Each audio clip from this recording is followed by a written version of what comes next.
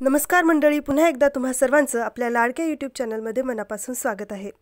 जुळली गाठ ग या मालिकेचा आजचा भाग खूपच मनोरंजक होता. धैर्य त्याच्या रूममध्ये जातो तर त्याला समोर सावी दिसते. धैर्य विचारतो, तू इथं कशी? सावी म्हणते, मी इथं कशी त्यापेक्षा मी इथं का हे महत्त्वाचं आहे. मला घरातून काढणं सोपं आहे, पण तुमच्या आयुष्यातून मला काढून टाकणं इतकं सोपं नाही. आणि ती धैर्याला खूप प्रश्न विचारते. मी आगीत अडकले तेव्हा, गाडीत बॉम्ब होता तेव्हा मला का वाचवलं? माझ्यावर कधीच खरं प्रेम नाही केलं का? उत्तर द्या, मला उत्तर हवंय धैर्य.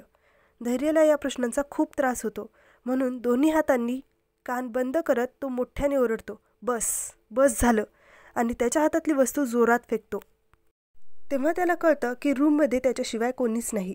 सावी तिथे असल्याचा त्याला भास झालेला असतो.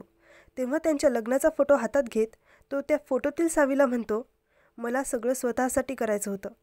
माझ्या फायद्यासाठी तुला माझ्या आयुष्यात आणलं आणि आता तुला बाहेर काढून टाकणार, असं म्हणत तो फोटो फाडून टाकतो. तिकडे सावी धैर्याबरोबर बोलण्यासाठी निघते तर दीपा वहिनी तिला अडवतात. सावीबरोबर बोलताना काहीतरी गडबड आहे असं त्यांना डाऊट येतो. तेवढ्यात सावीची आई तिथे येते आणि सावीला तू कुठेही जायचं नाही असं म्हणत घेऊन जाते. दीपा वहिनी विचार करतात की काहीतरी गडबड नक्की आहे. नेहमी एवढ्या उत्साहात असणाऱ्या वंस आज अशा गप्प गप्प का? मला खरं काय ते शोधावंच लागेल. घरी सगळ्या बायका लग्नाआधीच्या पारंपरिक विधी करण्यासाठी खूप उत्सुक असतात. सावीचं खूप कौतुक करत सगळ्याजणी आनंदाने सगळे विधी करत असतात. भाऊसुद्धा हे सगळं पाहून खूप समाधानी दिसत असतात. पण सावी, तिच्या मनात काय चालू आहे ते कुणालाच समजत नसतं. तिकडे दयामामा रागावून दामिनीला विचारतात, या धैर्याला नक्की घटस्फोट घ्यायचा आहे का नाही, का त्याच्या मनात सावी आहे? त्यावर दामिनी मामाला सांगते, धैर्य म्हणालाय ना तर तो घटस्फोट नक्की घेणार आणि त्याचं लग्न फक्त इराशीच होणार. तिकडे सावी सगळ्या बायकांबरोबर वेगवेगळ्या विधींमध्ये गुंतलेली असते. सावीची आई भाऊंना आठवण करून देते की दामिनीबाईंना आमंत्रण द्यायचं राहिले, त्यामुळे भाऊ दामिनीला कॉल करणार असतात.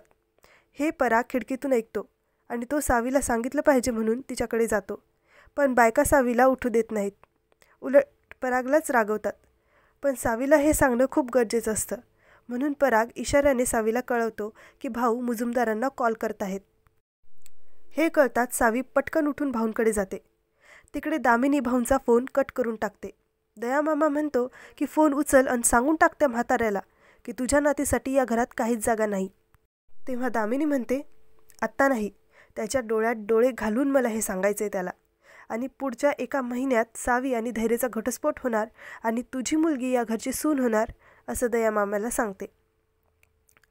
इकडे सावीला वाटतं की भाऊंना सगळं कळलं की काय, पण भाऊ सांगतात की दामिनीबाईंनी कॉल कट केलाय, त्या कॉल उचलत नाही आहेत.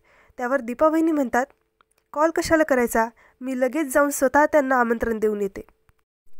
त्यावर सावी धैर्य घरी नसल्याचं आणि कामासाठी बाहेर गेल्याचं कारण सांगते आणि मी कळवलंय त्यांना, उद्या येतील ते, असं म्हणते.